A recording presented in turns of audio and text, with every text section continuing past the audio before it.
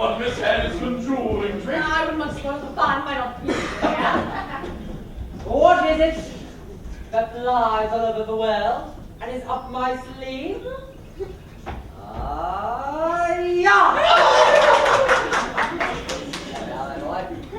Some singing, I think. Yeah. Ladies, I rely on you to lead the way. Oh, we have a surprise for you. Yeah. I've taught Joshua a song. He usually sings it on the piano, but I'm sure I give you another company. Come on, Joshua.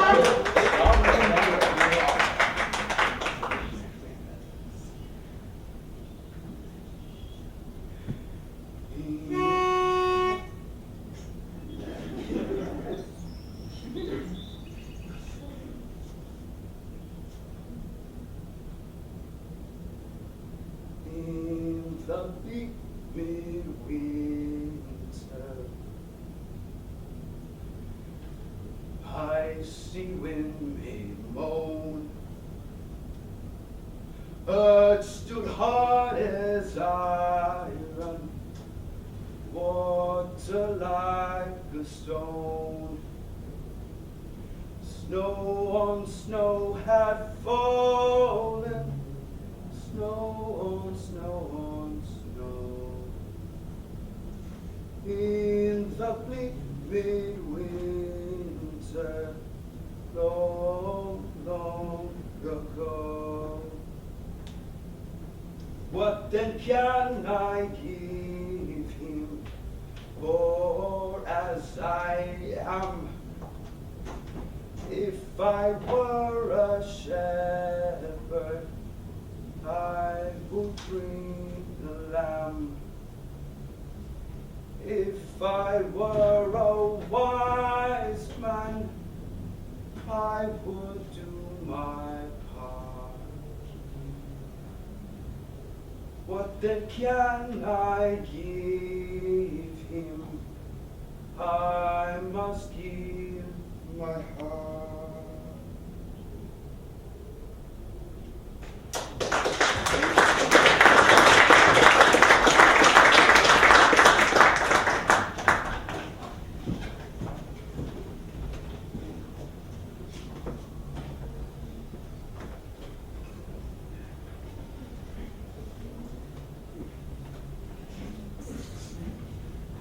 Everything all right in here? Nothing to be frightened of. Clap hands, Daddy comes, with his pockets full of plums, all for Vicky. Who actually does the flogging? I don't think we want to imagine. I imagine Joshua. Yes, I think it would be Joshua. But would Clive do it himself? Well, we can ask them afterwards. I don't like the way you speak of it, Mrs. And Sanders. how should I speak of it? The men will do it in the proper way, whatever it is. We have our own part to play.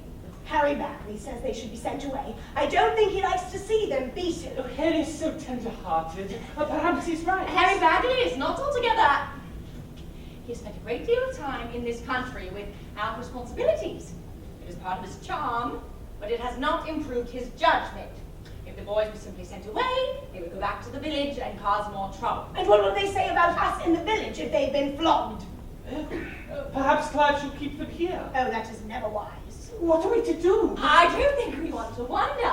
The men don't tell us what's going on with the tribes, so how can we possibly make a judgment? I know a little of what is going on.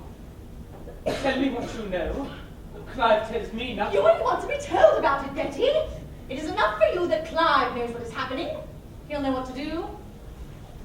My father always knew what to do.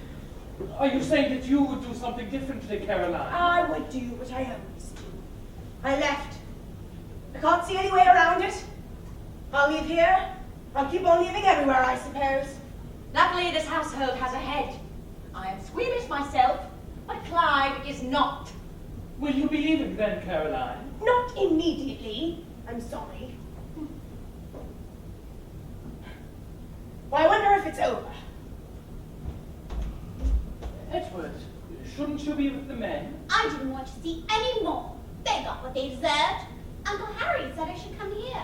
I never allowed the servants to be beaten in my own home. I'm going to find out what's happening. Will she go and look? Let Mrs. Saunders be a warning to you, Betty. She is alone in this world.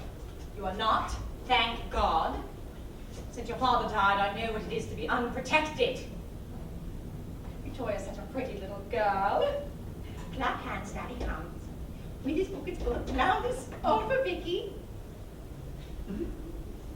What have you got there, Edward? I'm minding her. Edward, I've told you before, dolls are for girls. Where's Ellen? Ellen should be looking after Edward. Ellen! Ellen! Why should they let her move about in her own room? That's not what she's come to Africa for. Edward, you must never let the boys at school know that you play with dolls. Never, never. No one would talk to you. You won't grow up to be on the cricket team, and you won't grow up to be a man like your papa. I don't like Papa! I don't want to be like Papa! I hate Papa! You are a horrid, wicked child, and Papa would beat you. Oh, you don't hate him, you love him. Now give Victoria her doll back at once. She's not Victoria's doll, she's my doll. Victoria doesn't love her and she doesn't love Victoria. Vicky never even plays with her. Victoria will learn to play with her. She's mine and she'll be sad if you take her away. She'll cry. She'll cry. She'll cry.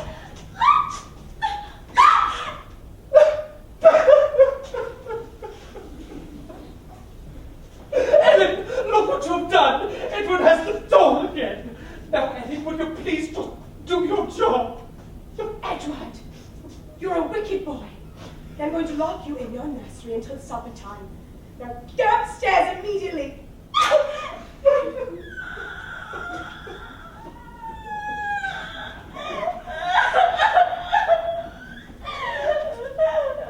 I do try to do what you want. I'm so sorry.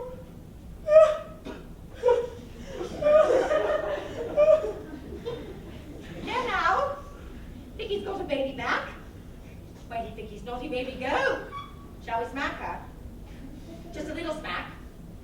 There we are. That's a good girl.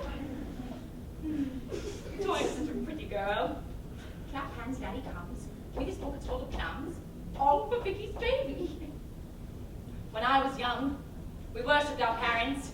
My mama was an angel. Joshua, did you want something? Said to see the ladies are all right, madame. We're very well, Joshua. Thank you. And how are you? Very well, thank you, Mrs. Saunders. And the stable boys? They have had justice. So I saw. And do your arms ache? This is not the proper conversation, Mrs. Saunders. You don't mind beating your own people. Not my people, madame. Well, a different tribe then. Bad people. Well, this is all very solemn and gloomy.